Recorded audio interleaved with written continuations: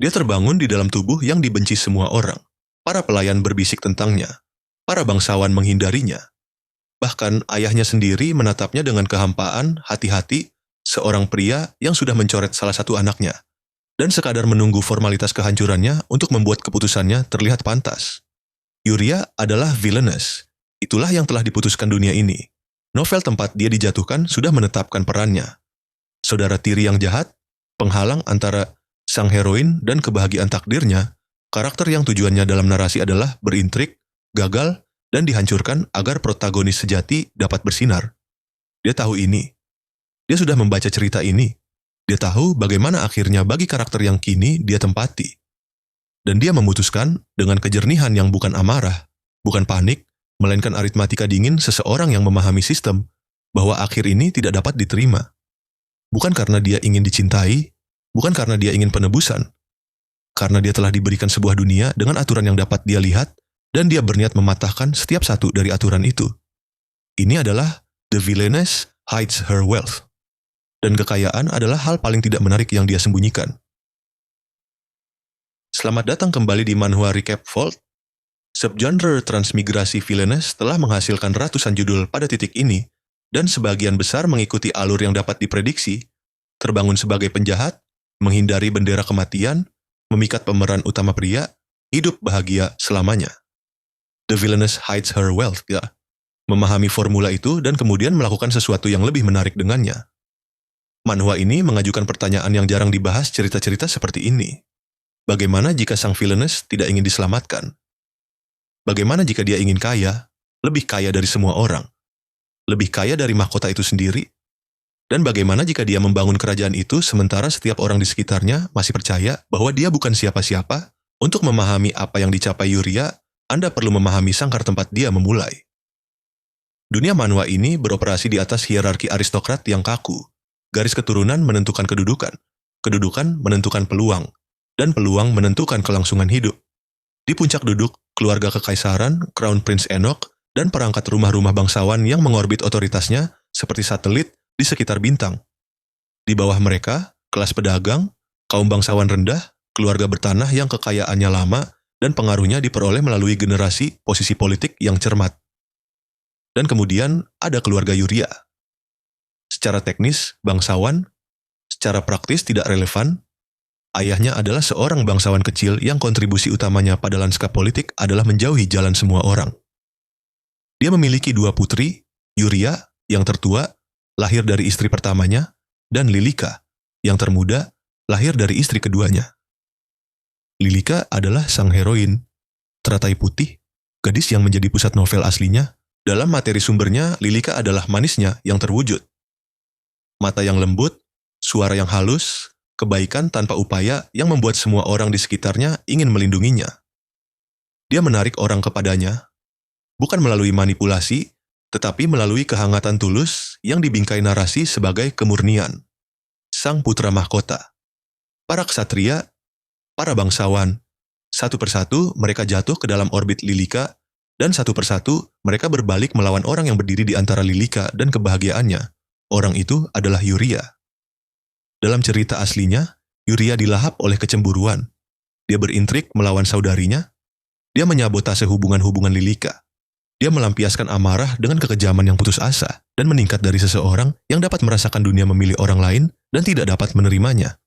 Dan dia kalah sepenuhnya. Secara publik, novel itu berakhir dengan Yuria yang hancur, dicabut gelarnya, dicabut keluarganya, dicabut segalanya. Sebuah kisah peringatan tentang apa yang terjadi ketika Anda melawan protagonis terpilih narasi. Inilah cerita tempat Yuria dijatuhkan. Dia tahu naskahnya, dia tahu akhirnya, dan dia sama sekali tidak berniat mengikutinya. Tapi inilah detail kritis yang memisahkan manhwa ini dari rekan-rekannya. Yuria tidak menolak narasi itu karena dia takut pada akhir yang buruk. Dia menolaknya karena dia mengenali arsitektur jebakannya. Yuria yang asli gagal bukan karena dia jahat, tetapi karena dia memainkan permainan yang aturannya dirancang untuk membuatnya kalah. Hierarki sosial, dinamika keluarga, tarikan gravitasi status protagonis Lilika, semuanya direkayasa untuk menghasilkan tepat satu hasil. Wawasan Yuria, keunggulan sang transmigran, bukanlah pengetahuan masa depan. Itu adalah perspektif. Dia dapat melihat sistemnya dari luar. dan dari luar sistemnya terlihat dapat dieksploitasi. Debarda, keputusan pertama Yuria adalah keputusan yang mendefinisikan keseluruhan cerita. Dia tidak melawan Lilika. Dia tidak bersaing memperebutkan perhatian putra mahkota. Dia tidak berusaha menulis ulang narasi sosial yang sudah mengecap dirinya sebagai penjahat. Dia melangkah keluar darinya sepenuhnya. Dunia bangsawan berjalan di atas reputasi, di atas penampilan, di atas pengelolaan cermat persepsi publik. Yuria memahami bahwa arena ini dicurangi melawannya. Lilika akan selalu memenangkan kontes popularitas, karena Lilika adalah sang protagonis, dan protagonis dirancang untuk dicintai. Bersaing di ruang itu adalah proposisi yang merugi terlepas dari strategi apapun. Jadi, Yuria membangun arena yang berbeda. Perdagangan. Ini bukan cerita tentang seorang villainess yang tersandung kekayaan melalui keberuntungan atau kemudahan magis.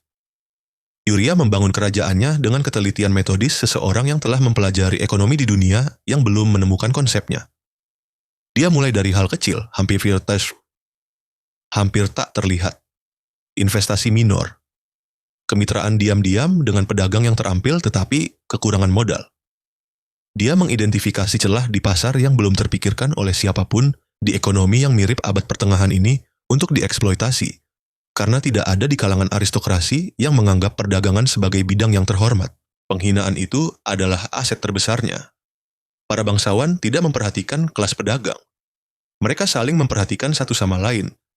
Melacak pernikahan, aliansi, manuver politik, permainan catur sosial tanpa akhir yang mendefinisikan kehidupan aristokrat. Perdagangan berada di bawah perhatian mereka. Dan di bawah perhatian mereka adalah tepatnya tempat Yuria ingin beroperasi. Dia mendirikan bisnis di bawah perantara. Dia menciptakan struktur investasi yang mengaburkan keterlibatannya. Dia mengembangkan rute perdagangan, mengidentifikasi komoditas yang dinilai rendah, dan membangun hubungan dengan serikat pedagang, struktur kekuasaan nyata yang secara konsisten diremehkan oleh para bangsawan. Setiap koin emas yang dia peroleh tidak terlihat. Setiap usaha yang dia bangun tidak dapat dilacak ke namanya. Dunia aristokrat melihat seorang bangsawan muda yang pendiam dan menarik diri yang telah berhenti bersaing untuk mendapatkan perhatian. Mereka menafsirkan ini sebagai kekalahan, pengunduran, sang villainess menerima ketidakrelevanannya. Mereka tidak bisa lebih salah lagi. Dalam waktu setahun, perusahaan-perusahaan tersembunyi Yuria menghasilkan pendapatan lebih banyak daripada kebanyakan rumah bangsawan. Dalam 2 tahun, dia memengaruhi harga komoditas di seluruh kerajaan tanpa ada yang tahu namanya melekat pada transaksi-transaksi itu. Pada saat cerita mencapai titik infleksi kritisnya, Yuria adalah, menurut ukuran finansial objektif apapun, salah satu individu terkaya di kekaisaran. Dan tidak ada yang tahu. Bukan para bangsawan, bukan Lilika, bukan ayahnya, bukan putra mahkota. Kepuasan dari penyembunyian ini adalah mesin emosional dari keseluruhan manhwa. Setiap adegan ketika seseorang meremehkan Yuria, meremehkannya, atau mengasihaninya membawa makna ganda yang hanya dibagi oleh pembaca dan Yuria. Anda menyaksikan seorang bangsawan merendahkannya di sebuah acara sosial, dan Anda tahu bahwa dia dapat membeli tanahnya, gelarnya, dan utang keluarganya dengan hasil dari 1 kuartal dari 1 bisnis yang dia operasikan melalui perantara yang bahkan tidak mengenal wajahnya. Fantasi kekuasaan di sini bukanlah kekuatan, bukan sihir. Itu adalah kompetensi. Kompetensi yang tidak terlihat, berlipat ganda, dan sabar yang tumbuh dalam gelap sementara semua orang memandang ke arah lain. Sekarang, judul di thumbnail mengatakan menolak sang pangeran. Izinkan saya menjelaskan dengan tepat apa yang sebenarnya terjadi, karena cerita yang sesungguhnya lebih menarik daripada clickbait. Crown Prince Enoch bukanlah antagonisnya. Dia, faktanya, adalah pemeran utama pria, dan salah satu dari sedikit orang dalam cerita yang melihat Yuria dengan jelas. Bukan Yuria publik, bukan persona villainess, melainkan wanita sebenarnya di balik strategi itu. Enoch cerdas, perseptif, dan, secara kritis, tidak dibutakan oleh gravitasi protagonis Lilika, seperti hampir semua orang lain dalam cerita. Dia memperhatikan hal-hal. Dia memperhatikan bahwa penarikan diri Yuria dari masyarakat terlalu bersih, terlalu disengaja untuk menjadi kekalahan biasa. Dia memperhatikan riak ekonomi yang tidak memiliki sumber yang jelas. Dia memperhatikan pola di mana nama Yuria seharusnya ada, tetapi tidak. Yang ditolak Yuria bukanlah Enoch. Yang ditolaknya adalah keluarganya. Yang ditolaknya adalah sistemnya. Yang ditolaknya adalah seluruh kerangka kerja yang mengatakan bahwa nilai seorang wanita ditentukan oleh kedekatannya dengan pria-pria berkuasa, kedudukan sosialnya, persetujuan ayahnya, kesediaan saudarinya untuk berbagi sorotan. Dinamika keluarga adalah tempat Manhwa memotong paling dalam. Ayah Yuria bukan monster. Dia adalah sesuatu yang lebih buruk. Pria lemah yang mengambil jalan dengan hambatan paling sedikit. Dia tidak membenci Yuria. Dia hanya merasa lebih mudah berinvestasi pada Lilika, yang menghargai perhatiannya dengan kehangatan dan modal sosial, daripada pada Yuria, yang selalu lebih sulit, lebih tertutup, lebih menolak, berperan sebagai putri yang bersyukur, dalam cara-cara yang membuatnya nyaman. Lilika sendiri lebih kompleks daripada yang disarankan arketip teratai putih. Dia tidak diam-diam jahat. Dia tidak berintrik di balik fasad manisnya. Dia benar-benar baik, tetapi kebaikannya beroperasi dalam kerangka yang secara inheren merusak bagi Yuria. Ketika Lilika menarik orang kepadanya, dia tidak bermaksud mengambil mereka dari Yuria, tapi dia melakukannya. Ketika Lilika menerima perhatian ayah mereka, dia tidak bermaksud membuat Yuria kelaparan akan perhatian itu, tetapi hasilnya sama. Lilika adalah seorang protagonis yang keberadaannya saja membengkokkan kehidupan semua orang di sekitarnya. Dan dia tidak diperlengkapi secara emosional atau intelektual untuk mengenali kerusakannya. Yuria melihat semua ini dengan kejernihan seorang transmigran. Dia memahami bahwa keluarganya tidak akan pernah memilihnya. Bukan karena mereka kejam, tetapi karena struktur dunia mereka membuat memilih Lilika menjadi keputusan rasional. Lilika adalah sang protagonis. Sumber daya mengalir ke arahnya, peluang mengorbit dirinya, melawan gravitasi itu sia-sia. Jadi Yuria berhenti melawan. Dia membangun gravitasinya sendiri, dan ketika saatnya tiba, saat yang tak terhindarkan ketika keuangan keluarga runtuh, ketika rumah bangsawan menghadapi kehancuran, ketika netralitas hati-hati ayahnya terbukti tidak cukup untuk melindungi mereka, adalah Yuria yang memiliki sumber daya untuk menyelamatkan mereka. Bukan karena dia menginginkan rasa terima kasih mereka. Bukan karena dia menginginkan rekonsiliasi. Karena dia ingin mereka tahu. Dia ingin mereka memahami, dalam satu momen kejernihan yang menghancurkan, betapa salahnya mereka tentang putri mana yang layak diinvestasikan. Kegeniusan struktural, the villainess hides her wealth, terletak pada pengaturan pengungkapannya. Pembaca tahu sejak bab pertama bahwa Yuria sedang membangun kerajaan. Ketegangannya tidak pernah apakah dia akan berhasil. Dia akan, dan Manhwa jujur tentang itu. Ketegangannya adalah kapan mereka akan tahu dan akan seperti apa wujudnya ketika mereka tahu. Dan Jin Seha, sang penulis, memahami bahwa pengungkapan itu harus diraih melalui akumulasi dari setiap penghinaan, setiap pengabaian, setiap momen ketika seseorang menatap menembus Yuria seolah-olah dia adalah perabotan. Anda tidak dapat menghargai bobot pengungkapan tanpa merasakan bobot ketidaktampakan yang mendahuluinya. Peringkat ekonomi menjadi publik. Dalam dunia Manhwa ini, kekaisaran secara berkala menerbitkan peringkat warga terkayanya. Masalah perpajakan, regulasi, dan pengawasan politik. Peringkat-peringkat ini didominasi oleh uang lama, dinasti pedagang, rumah-rumah bangsawan yang kekayaannya telah terakumulasi selama generasi. Dan kemudian nama Yuria muncul. Bukan di dekat puncak. Di puncak. Gelombang kejutnya bersifat politis, sosial, dan personal. Politis, karena kekayaan sebesar ini mewakili pengaruh yang tidak dapat diabaikan oleh mahkota. Sosial, karena putri yang diabaikan semua orang sebagai villainess yang gagal telah terungkap sebagai individu paling berkuasa secara finansial di kekaisaran. Dan personal, sangat personal, karena setiap orang yang meremehkannya kini harus mendamaikan Yuria yang mereka abaikan dengan Yuria yang sedang membangun kerajaan di bawah kaki mereka, sementara mereka tidak melihat. Adegan-adegan yang mengikuti adalah Manhwa di titik terbaiknya. Para bangsawan yang menolak undangannya kini meminta audiensi. Para pedagang yang berurusan dengan perantaranya menemukan bahwa mereka selama ini telah bekerja untuknya. Ayahnya, pria lemah yang selalu mencari jalan paling mudah itu, harus duduk di hadapan seorang putri yang dia tinggalkan secara emosional dan mengakui bahwa dia telah melampaui segala sesuatu yang telah dibangun keluarganya selama generasi. Tapi Manhwa tidak membingkai ini sebagai balas dendam. Ini penting. Yuria tidak menyombongkan diri, dia tidak mempermalukan.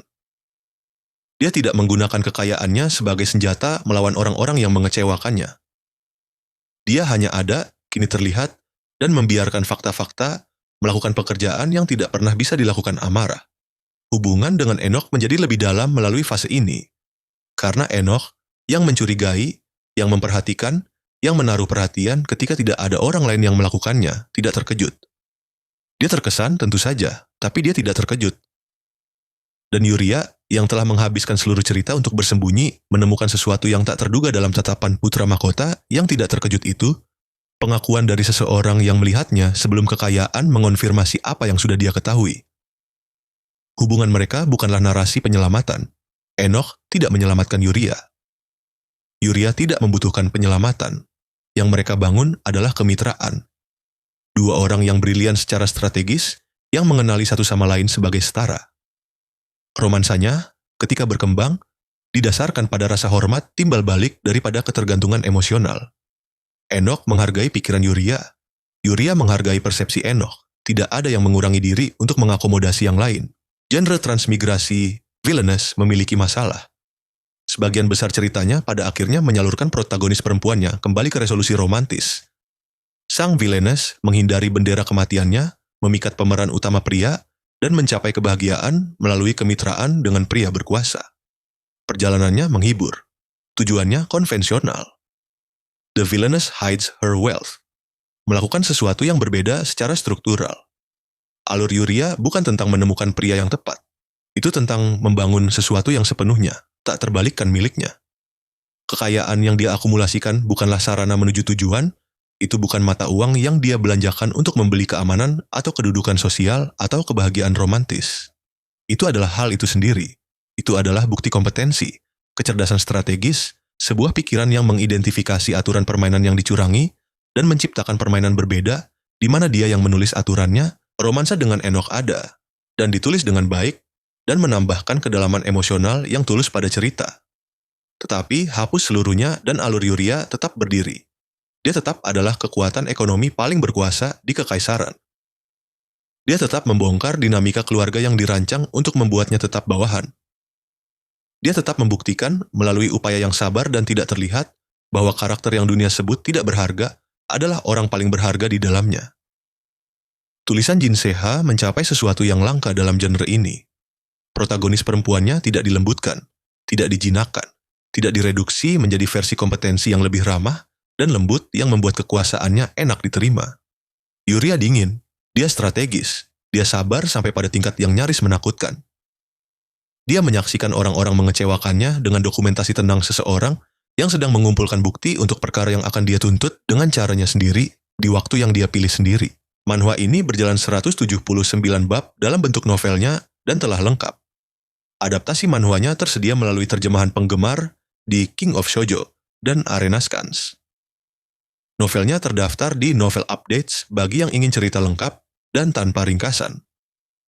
Jika Anda mencari manhwa yang dipimpin perempuan yang memperlakukan protagonisnya dengan intensitas yang sama, kedalaman strategis yang sama, rasa hormat yang sama terhadap kompetensi yang biasanya disediakan genre ini untuk fantasi kekuasaan pria, ini adalah salah satu yang terbaik dalam kategorinya. Yuria tidak meminta izin. Dia tidak menunggu penyelamatan. Dia membangun kerajaan dalam gelap, dan ketika cahaya akhirnya menyinarinya, semua orang lain harus menyesuaikan mata mereka. Jika Anda menikmati pembedahan ini, beritahukan saya di kolom komentar. Manhwa Recap Vault membahas cerita-cerita paling menarik dalam genre ini setiap minggu. Berlangganan jika Anda ingin hadir di sini untuk yang berikutnya. Terima kasih sudah menonton, sampai jumpa di episode berikutnya.